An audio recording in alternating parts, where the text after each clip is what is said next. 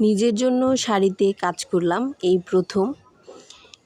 এর আগে যতগুলো কাজ করেছি সবগুলো কাস্টমার অর্ডার ছিল, আর এটা আমি নিজের জন্য করেছি, সাদা রঙের শাড়ি। তো হ্যালো এভরিওয়ান, আসসালামু আলাইকুম। এই যে আবারও চলে গেলাম নতুন একটি ভিডিও নিয়ে। আমি কিন্তু যে শাড়িটা নিয়েছি সেটা কিন্তু একদম পিওর সুতি শাড়ি, সাদা। আমি শাড়িটাতে কাজ করার সময় বা কাজ করার আগে আমি কিন্তু এটাতে যে নর্মাল যে পেন্সিলগুলো হয় ওই পেন্সিলগুলো দিয়ে কিন্তু এঁকে নিয়েছি।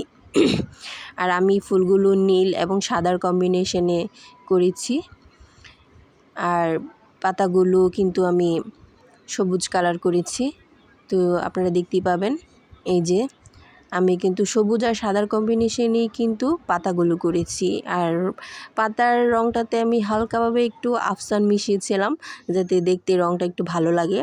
আর ফুলের যে বর্ডার সাইডটা ওটাতেও কিন্তু আমি আফসান দিয়ে কাজ করেছি, এবং পাতাগুলোর ভেতরেও কিন্তু আমি আফসান দিয়ে, যে ছোট ছোট ডালগুলো হয় এগুলো কিন্তু আমি আফসান দিয়েই করেছি।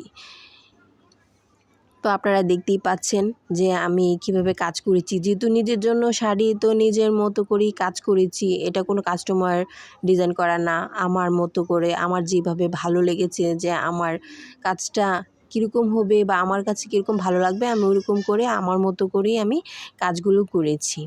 তো এই যে আমার শাড়িটা আমি খুব সিম্পলের মধ্যেই কাজ করেছি।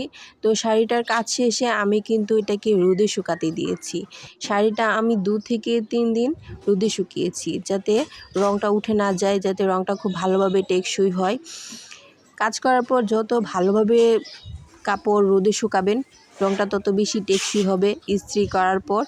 তো যেহেতু এটা আমার রাফ ইউজ করার শাড়ি নিয়েছি, এই যে আমি উল্টো দিকে ইস্ত্রি করে নিয়েছি। যে দিকে আমি কাজ করেছি তার অপোজিটে কিন্তু আমি ইস্ত্রি করে নিয়েছি, যাতে এটা আমি পরবর্তীতেও ব্যবহার করতে পারি, ধুয়েও শাড়িটা আমি ইউজ করতে পারি, যেন রঙটা উঠে না যায়।